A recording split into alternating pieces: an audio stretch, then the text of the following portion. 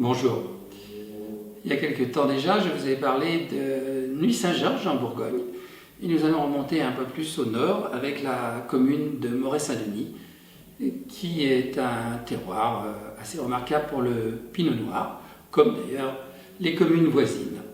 Précisément, Moret-Saint-Denis est au sud de Gévrey-Chambertin, et au sud de Moret-Saint-Denis se trouve Chambol-Musigny, donc des communes très célèbres pour la qualité de leur pinot noir. Je vous rappelle que dans cette région Côte de Nuit, qui est assez hétérogène, comme d'ailleurs la Côte de Beaune, on trouve quand même des vins abordables tout au nord, avec la commune de Marsanais, qui a une histoire agitée, avec une époque où on faisait du gamay et des petits vins assez obscurs. Tout ça est terminé.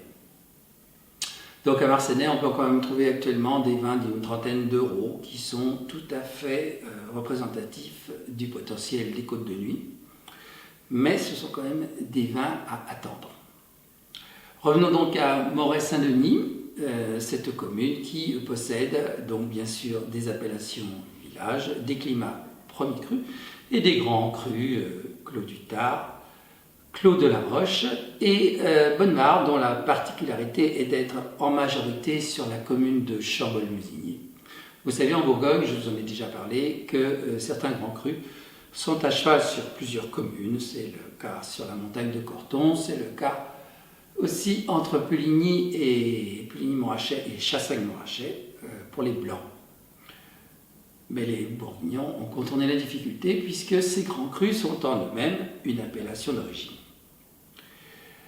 Moret-Saint-Denis, nous allons nous intéresser à un des premiers crus les plus en vue qui s'appelle les Milandes.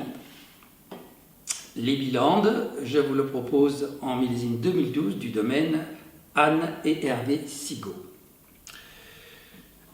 C'est une propriété, c'est un domaine d'environ 7 hectares, mais situé sur de très belles parcelles, que ce soit sur Chambol, Ursule, Moret, Saint-Denis.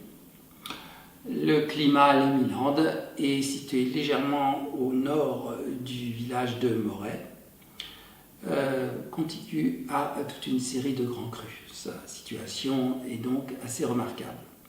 C'est aussi un des premiers crus les plus vastes, mais enfin, il faut ramener ça à l'échelle bourguignonne, c'est-à-dire que les Milandes, ça doit être à peu près un rectangle de 200 mètres d'un côté et 300 mètres de l'autre, et bien sûr, il y a là plusieurs propriétaires.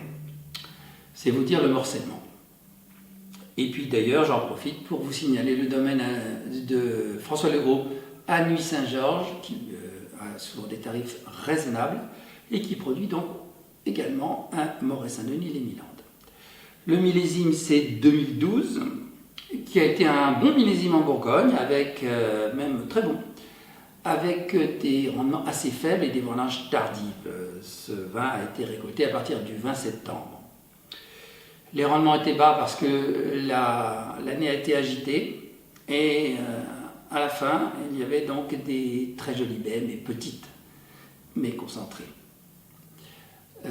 Maintenant en Bourgogne, on peut dire que les Bourguignons ont rarement devant eux des millésimes abondants, ce qui pose des problèmes de commercialisation et qui forcément pousse les prix vers le haut.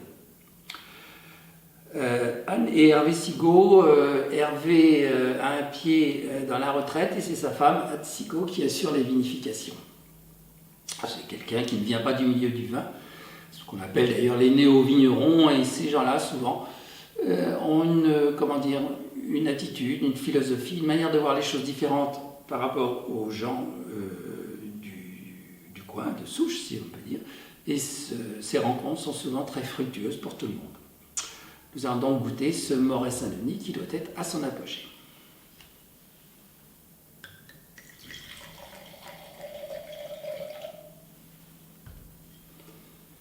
Belle robe tuilée, relativement profonde pour un pinot noir. Mais nous sommes naturellement en Côte de Nuit, ce qui explique cela.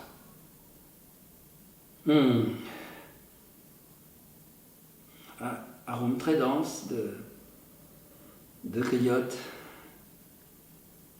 et de myrtille. Notre glissée discrète. Très beau nez, même avant agitation.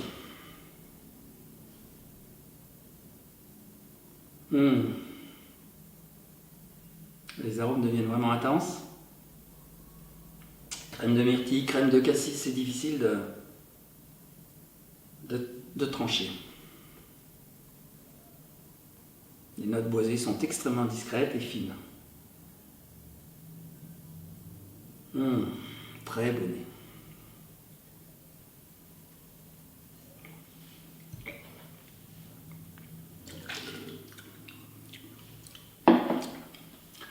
Très beau volume en bouche. Bonne longueur. Une belle finesse, hein, on est quand même dans des terroirs de haut niveau. Les tanins sont parfaitement fondus. C'est une belle bouteille. Bon, il faut la payer. Il y a 3 ans environ dans les 50 €. Et avec tout ce qui se passe en Bourgogne, catastrophe de 21 en termes de volume. 22, on ne sait pas trop encore. Les prix, évidemment, ont tendance à s'envoler. Mais si vous voulez, dans ces grandes communes de Côte de Nuit, Moret reste raisonnable, surtout dans les premiers crus. Il y en a d'autres qui sont intéressants, comme le Clos des Ormes, etc. Mais je vous dis, commencez donc par Marsanais, Fixin, et puis après, ma foi, s'il vous reste quelques sous, vous pouvez explorer ces communes. Voilà, à bientôt.